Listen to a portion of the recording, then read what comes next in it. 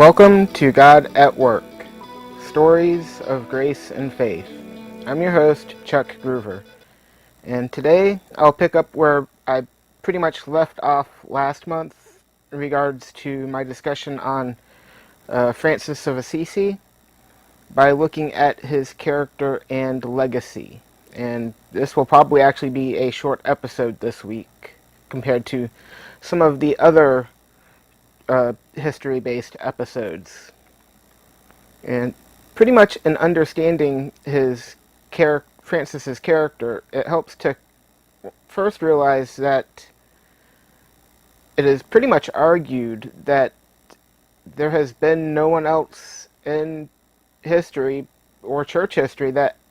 was as dedicated as Francis was to imitate the life and carry out the work of Christ in Christ's own way. He and his followers celebrated and venerated the concept of poverty to the point where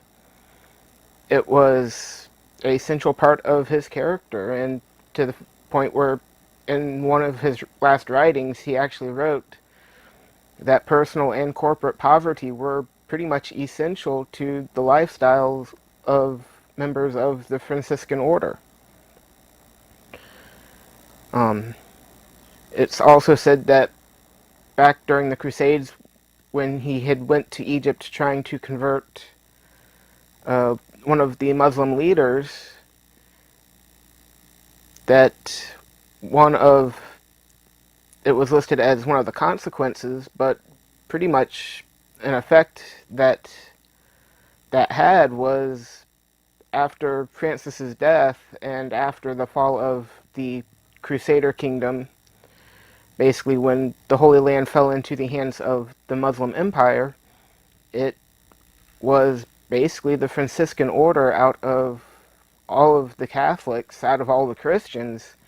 that were allowed to stay in the Holy Land. One thing that we often see today, and kind of fitting seeing as it's November, and is back in around the year 1220, it said that Francis, basically in celebration of Christmas, set up what was the first nativity scene. So as we go into the Christmas season and we see all the nativity scenes around, pretty much it looks like we have Francis of Assisi to thank for that.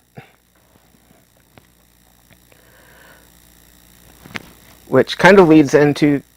the concept of his character and legacy concerning nature and the environment. I mean, one thing mentioned about the nativity scene was he actually used live animals for his nativity scene. So it was also a living nativity scene. But his views regarding nature and environment, pretty much nature to him was a mirror of God. And he believed that the world was created good and beautiful by God, but it was basically human sin that resulted in creation suffering and actually creation as a whole needing redemption. And this concept pretty much extended to the belief that actually not just man, but all creatures should be praising God.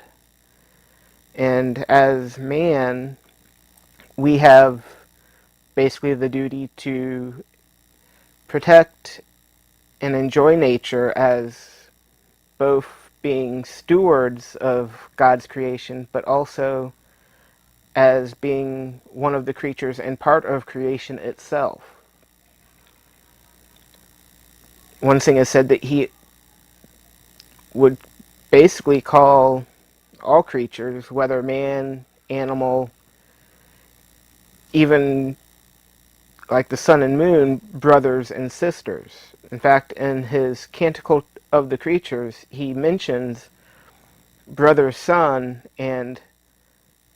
sister moon. And it basically was his deep sense of brotherhood under God, which basically led him to embrace others, and he even to declare that he considered himself no friend of Christ if he did not cherish those for whom Christ died, which, to an extent, again, another perfect thing for this time of year, as we just came out of, here in the U.S., just came out of the midterm elections, and I would say that our country has pretty much become so politically divided over the last 20 or so years that that basically quote is something that we as Christians should realize, that while we might not agree or with someone or their actions, we're not called to like love their sin, but we're still called to cherish them as people, others as people, regardless of what sins they may be committing or how they live or what they believe.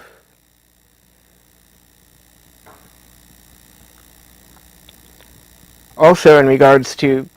um, Francis's character and legacy,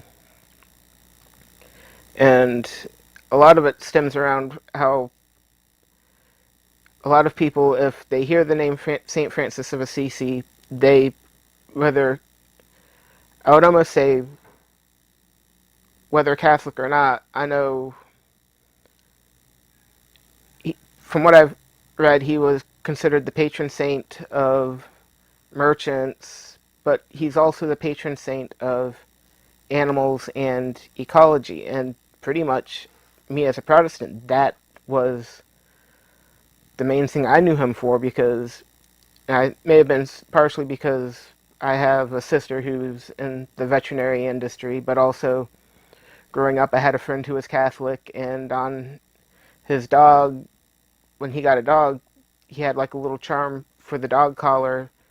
that said Francis of Assisi, protect my pet. But there are a number of legends and folklore that basically stem up around Francis, which were written down in what was called the Fioretti, which sprang up pretty much after his death. And two of those legends, one being one day while traveling, Francis and his companions came upon a place in the road where basically birds were filled on the trees on both sides of the road. And Francis had his companions wait while he preached to the birds, and it was said that the birds basically surrounded him, intrigued by the power of his voice, rather than flying away like birds tend to usually do. And thus, usually when you see a portrayal of Francis, there is usually a bird with him, and oftentimes that bird is in his hand. Another legend of Francis and his interaction with nature and animals is how when he was living in the city of, I'm probably going to butcher the name of the city, but Gubbio, a wolf was basically terrorizing the city, attacking people, attacking flocks, eating them, and Francis, to kind of end the reign of terror of this wolf, went into the hills to confront the wolf. And while along the way, a lot of his companions, getting scared, turned away and left. But when finally finding where the wolf was, Francis made the sign of the cross and pretty much commanded the wolf to come out and not hurt anyone. And thus, the wolf came out closed its mouth and laid down right there at Francis's feet. After this, basically Francis rebuked the wolf for his actions, for terrorizing the city, and pretty much supposedly finding out why the wolf was doing what it was doing was out of hunger, led the wolf into the city, where he made kind of a treaty or a pact between the wolf and the townspeople, saying that as long as the townspeople would feed the wolf would no longer terrorize the city by eating their flocks or people. And part of the pact included also the city's dogs not going after the wolf. And then pretty much to show that the townspeople that that they would not be harmed by the wolf, Francis then went and blessed the wolf. And I will say, to an extent, I thought this would have been a longer episode, not realizing how little there really was about his character and legacy last month when I was looking at it. But also,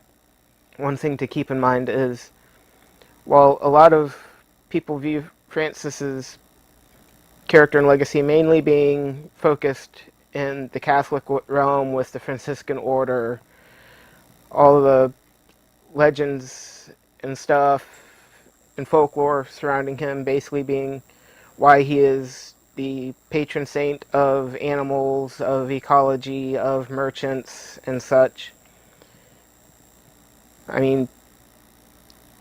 one of the recent popes, Pope Francis, that's why he took on the name Francis, was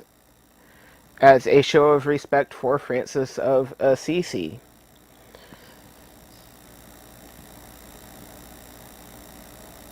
But also recently,